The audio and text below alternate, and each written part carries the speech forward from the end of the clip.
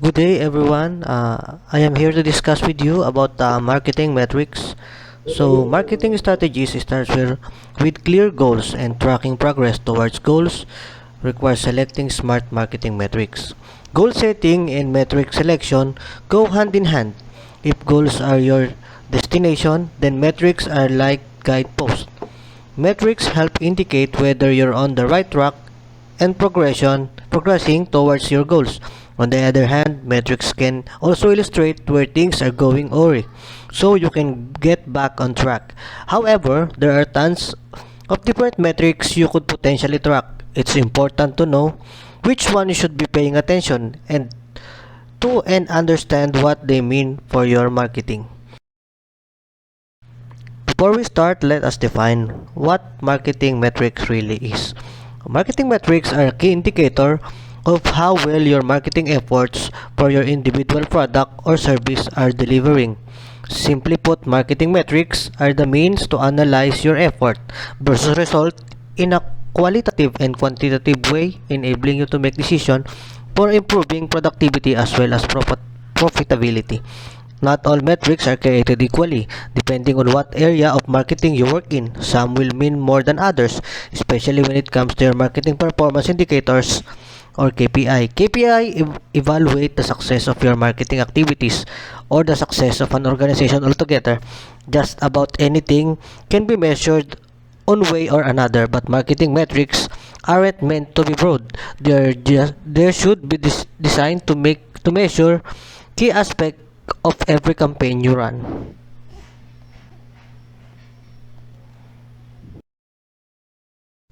Why marketing metrics are important? Marketing metrics are mind-blowing, but here's why it's vital for you to utilize them. Number one, marketing is unpredictable. Using metrics effectively means you can overcome the huge hurdle of unpredictability rather than setting a campaign live and crossing your fingers in the hope that it will be a success. Using insight that you'll gain through metrics allows you to strategically and efficiently plan your campaign. Other one, marketing make you more intelligent.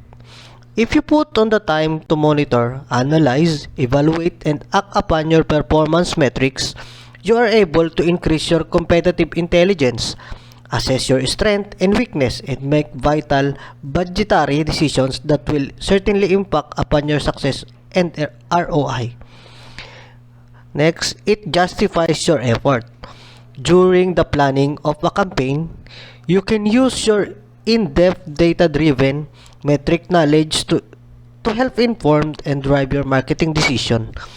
If you know about your consumers' demographics or have identified a particularly high bound rate on your site, then you can use this knowledge to justify either running or altering a particular element of your campaign. Last one is it demonstrates your success. Although analyzing metrics that are relevant to your campaign, you can evaluate your marketing performance and assess the success of your strategies. Plus, even if your plans hadn't had your desired outcome, monitoring your metrics is really effective way of reflecting on your shortcomings and learnings from them, ensuring that your future campaigns will perform better. It really is a win-win situation. Do internet marketing metrics differ from traditional ones? Most internet marketing metrics can be tracked automatically. Traditional metrics may yield ambiguous results since you're not always there in person to see the effect. Another big difference is variety. There are far more digital marketing channels than traditional ones, thanks to an ever-growing number of social media apps, content marketing types, and virtual ad spaces.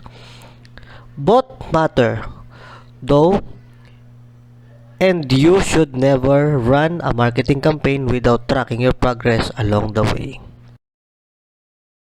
Now, let's talk about on how to set your key marketing metrics. There are many lists out there that will tell you what you need to track and what you are missing. But the truth is, preferred marketing metrics are unique to every business and project manager. It all boils down to two main ideas: the goals and the focus. Let's discuss about goals. For example, if your goal is to increase sale by 5% this quarter, tracking the number of likes on your recent Instagram post probably shouldn't be your top priority. Choose marketing metrics that are directly connected to your desired outcome. Also, don't forget strategy. When outlining your goals, it's good to know how you'll pursue them. Whatever strategy you choose will also determine which marketing metrics are the best. Now that we have shed light on these benefits, it's all important to give you a few examples of marketing metrics you may want to measure and track. There are tons of different metrics a marketer could track. To make sorting through this list easier, it has been broken down into categories. General marketing metrics. It includes the brand awareness, customer lifetime value, consumer acquisition cost, return on investment, incremental sales, conventional rate, leads generated, customer share, market share, lead score, net promoter score. Another one is the website and blogging metrics. Referral traffic, organic traffic, total visits, customer attrition, first visit, returning visit, traffic sources, click-through rate, time on page, bounce rate, download, page reviews per session, unique visitors, sessions by device type, page views, and top pages. Another one is the search engine optimization or the SEO metrics. It includes keyword ranking, search traffic, total backlinks, domain authority, page load speed, and organic click-through rate. Another one is the social media marketing metrics. It includes likes, comments, shares, engagement rate, follower growth rate, new followers, social media traffic, social media conversions, page demographics, and sentiments. The other one is the email marketing metrics. It includes newsletter signups, traffics, subscribers, engagement, opens, clicks, bounce rate, and forwards.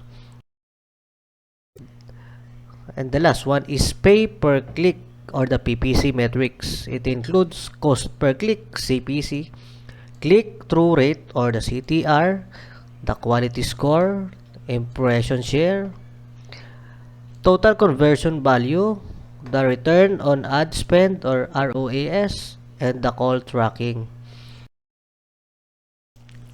Although there are many metrics in marketing, I here consider discussing the key marketing metrics you should already be tracking. Number one is the cost per acquisition or the CPA. CPA is how much you spend to get one new customer. This can vary by campaign, channel, and even time of the year.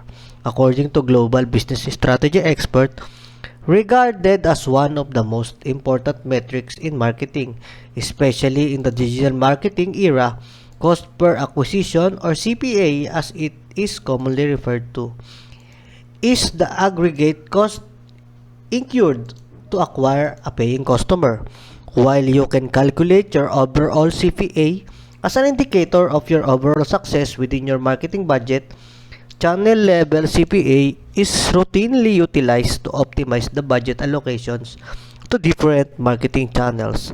How to measure your CPA? Gather both marketing expense sheets and sales data to measure your CPA.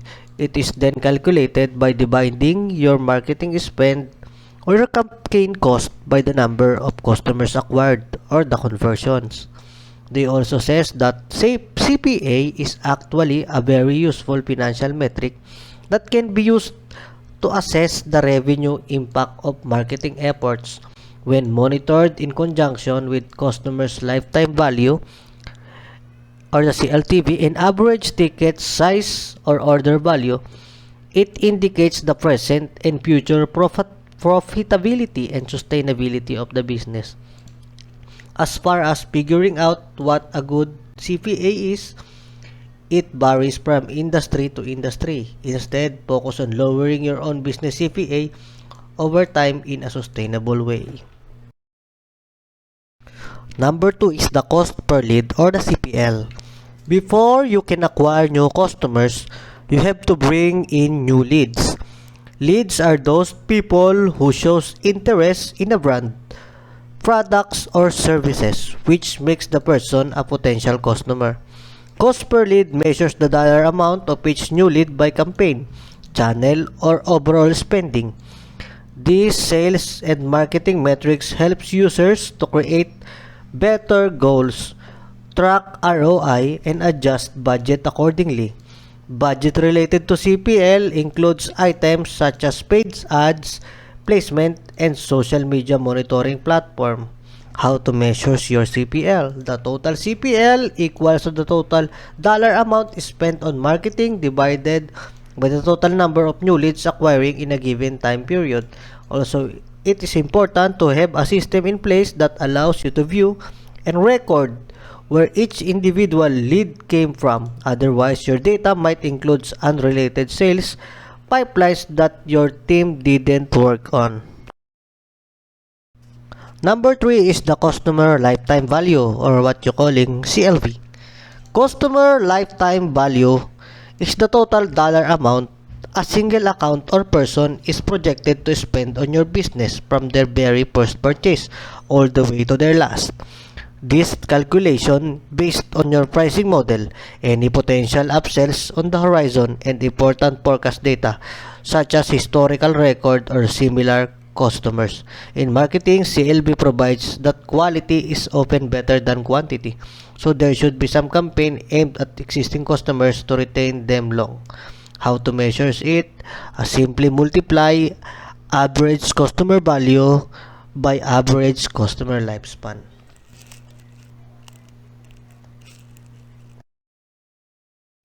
Number 4 is your click-through rate or the CTR. Click-through rate is the number of times an ad, link, or website is clicked on compared to the number of impressions. High click rates around 4% mean the copy displayed is persuasive and well placed. Once a user has clicked through, however, the rest of their experience has to line up with their expectations for taking the action in the first place. Number 5 is the bounce rate. Essentially, bounce rate is the percentage of website visitors who look at one page then leave right after. Having a high bounce rate indicates that your content, copy, or offer aren't keeping people on the site, which also translates to sales pipeline breakdown. According to Dan Sanchez, a B2B marketing expert, one of the most important metrics you should be tracking on your website is bounce rate. If your bounce rate is high, you may need to fix this one thing on your landing page, your call to action. Either it doesn't address the audience problems or it doesn't lead with a strong value proposition. He goes on to advise, you want every site visitor to take a small step towards a purchase, so make sure your call to action is relevant, compelling, and clear defines what steps the visitor should take next.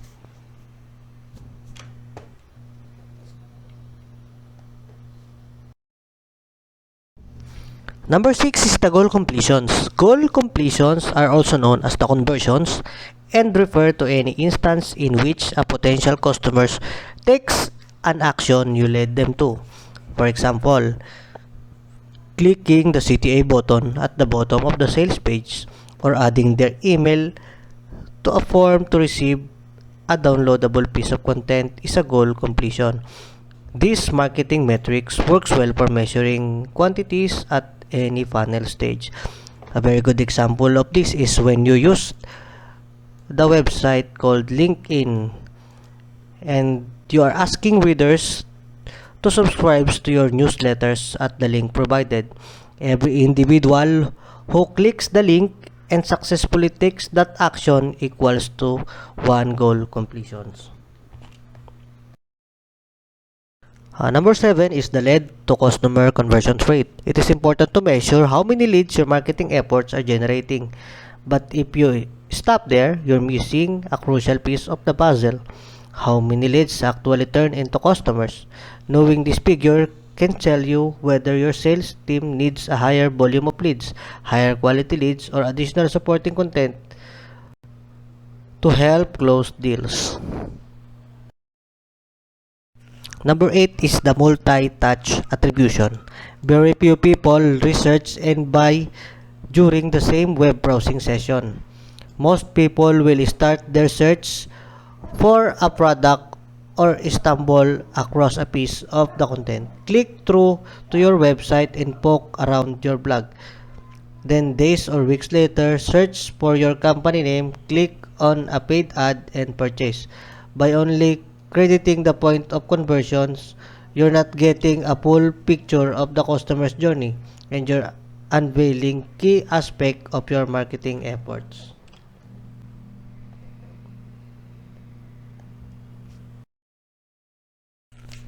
Number 9 is the engage time. It's not enough to just measure time spent on page because you don't know what if it's active time or if your content is just an open in an idle tab. Tracking engage time lets you know how long users are actively paying attention to your content and therefore how valuable that content is to your target audience. Number 9 is the quality of inbound links. Search engines judge high-quality websites as trustworthy and reputable resources. Low-quality websites can penalize your website ranking, which is why isn't much more important to have fewer high-quality links than dozens of low-quality ones. Instead of tracking the number of inbound links you're getting, focus instead on these questions. How have certain inbound links help your rank for certain keywords? It is your organic traffic increasing? To determine quality links, check whether the site is relevant to your site, authoritative or trustworthy, attracting a human audience or solely designed for web crawlers, linking to other spammy sites like online gambling, payday or loans, etc., or selling links.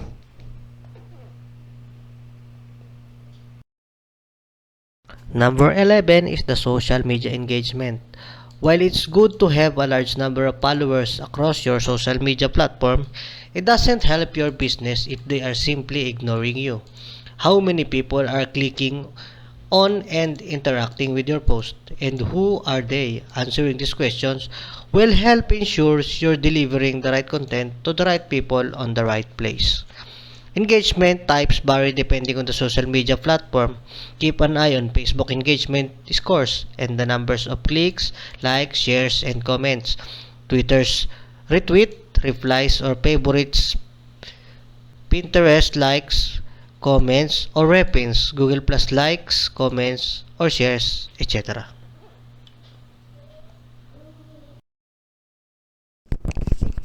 Number 9 is the unengaged subscribers. Some people who subscribe to your list won't stay engaged with your emails, which is why so many marketers keep an eye on how many recipients unsubscribe.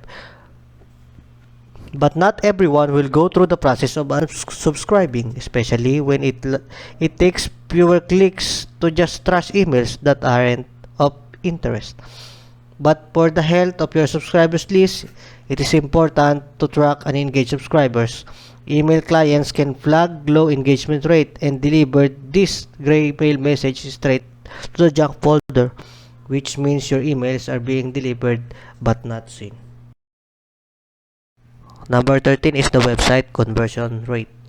A lot of your marketing efforts go into driving traffic to your website, and you want to keep an eye on how many people you're successfully attracting to your website and where they're coming from.